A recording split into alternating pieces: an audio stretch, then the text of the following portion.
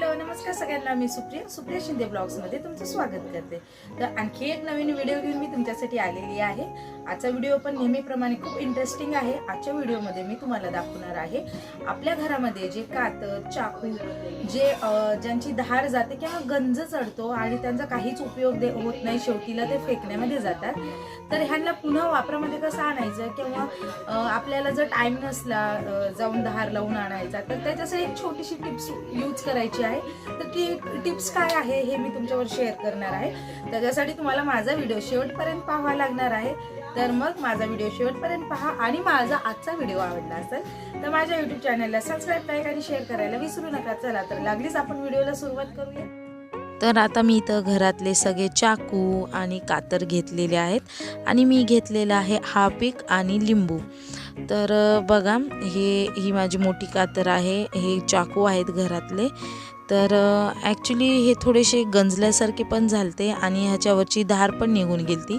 तर आजच्या व्हिडिओमध्ये मी ह्यांना साफ करायची प्रोसेस आणि ह्याला धार लावण्याची प्रोसेस हे दोन्ही सांगणार आहे तुम्हाला। तर त्याच्यासाठी व्हिडिओ शेवटपर्यंत पहा। तर काय करायचं आहे, जे हार्पिक आहे ते हार्पिक ह्या चाकूवर आणि कात्रींवर वगैरे असं थोडं थोडं प्रमाणामध्ये ओतून घ्यायचं आहे, जास्त ओतायचं नाही आहे, थोडं थोडं प्रमाणामध्ये ओतायचं आहे। तर अशा प्रकारे मी पूर्ण चाकूला आणि कात्र्यांना हार्पिक लावून घेते। तर तुमच्याकडे कोणतं जे हार्पिक असेल ते तुम्ही रेड पण हार्पिक यूज करू शकता आणि ब्ल्यूवालं पण करू शकतात। आणि आता लिंबू टाकून घ्यायचं आहे। लिंबू ह्याच्यासाठी की आपण ह्याच्यावरनं बेकिंग सोडा घालणार आहे, ते रिॲक्ट करण्यासाठी। बेकिंग सोड्याने लोखंडाचे छोटे मोठे जे कण असतात कात्रींवरती आणि लोखंडाच्या कोणत्याही पदार्थावरती साठलेले, कोणत्याही वस्तूवरती साठलेले, तर ते निघण्यास सुरुवात होते, मदत होते। म्हणून बेकिंग सोडा रिॲक्ट करण्यासाठी मी लिंबू पिळलेला आहे याच्यावरती। आपला जो खराब झालेला लिंबू असतो घरातला, लाल डाग वगैरे पडलेले असतात, तो लिंबू घ्यायचा आहे। आणि इकडे मी बेकिंग सोडा टाकून घेते आणि रिॲक्ट करायला 5 मिनटं मी तसंच सोडून देणार आहे।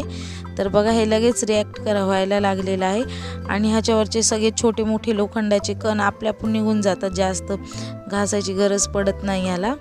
तर नंतर खालच्या बाजूला सुद्धा असं लावून घ्यायचं आहे एकमेकांना, कारण आपण वरतूनच सगळं लावलेलं होतं। तर अशा प्रकारे चाकूवर चाकू मी घासून एकमेकांना लागेल ते मिश्रण, त्याच्यासाठी असं करते। आणि आता करायचं काय आहे, आपली जी भांडे घासायची ताराची घासणी असते, थोडीशी पाण्यामध्ये बुडवायची आहे आणि जास्त नाही, पण थोडं थोडं चाकूंवरती किंवा कात्र्यांवरती असं घासून घ्यायचं आहे, जेणेकरून राहिलेले सगळं लोखंडाचे कण किंवा गंज हे निघून जाईल। आणि गंज पोटात जाणं हे खूप खतरनाक असतं, हे तर सगळ्यांनाच माहिती आहे। आणि अशा प्रकारे मी ताराच्या घासणीने घासून घेत आहे। तर मी दरवेळेस म्हणजे 15-20 दिवसांनी म्हणा चाकूंसाठी, आणि कात्र्यांचा एवढा काही जास्त उपयोग नसतो, केव्हा तर मनात आलं तर करते। आणि नंतरनं लिंबूसुद्धा मी घासून घेते, कारण लिंबामुळे जरा जो हार्पिकचा स्मेल आहे तो कमी होण्यास मदत होईल म्हणून।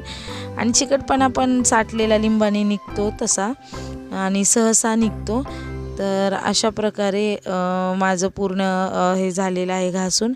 आणि आता काय करायचं आहे, जो आपला तवा घासायचा दगड असतो, तवा घासायचा, त्याच्यावरती जेव्हा ह्याच्यावर लिंबू आणि हार्पिकचं मिश्रण असेल त्यावेळेसच ह्या दगडावरती असं घासून घ्यायचं आहे, म्हणजे ह्याला व्यवस्थित धार लागेल। थोडं थोडं घासून घ्यायचं आहे, आणि ट्रस्ट मी ह्या दगडाने लगेच धार लागते, तिथे काय चाकू का असणं आणि कातर का असणं, कारण हे ऑलरेडी खूप खडबडीत असतात। आणि तुम्ही जर असं करायला गेलात ना, तर तुम्हाला समोरून दिसेल थोडं थोडं हे असे स्पार्कसुद्धा धार लावणारे कसे असतात तसे उडत असतात। तर अशा प्रकारे झालेलं आहे। आणि आता स्वच्छ मी हे धुवून घेत आहे।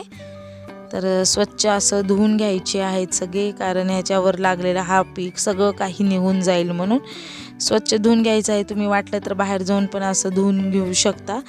तर आता बघा, इकडे मी कांदा घेतलेला आहे आणि बघा चाकूने किती फटफट कांदा कापला जातो, म्हणजे आपल्या चाकूला दोन्ही धार लागलेली आहे। तर बघा घरच्या घरी आहे की नाही हे एक उपयुक्त टिप्स. आणि आता कात्रींची टेस्ट करूया. तर मी इकडं बघा किती 1 2 3 एकावर एक घडी घालून पुठ्ठ्यांचे तुकडे घेतलेले आहे. लगेच कापल्या जाते बघा छोट्या कात्रीने, आणि मोठ्या कात्रीने बी थोडं लगेच कापल्या केलेलं आहे. तर थोडंच राहिलं तर कापड तर कागद. तर अशा प्रकारे आजचा व्हिडिओ मी तुमच्यावर शेअर केलेला आहे. तर तुम्ही पण घरी अशी टिप करून बघा. व्हिडिओ आवडला असेल आणि माझ्या YouTube चॅनलवर तुम्ही नवीन असाल तर माझ्या YouTube चॅनलला सबस्क्राईब, लाईक आणि शेअर करायला विसरू नका.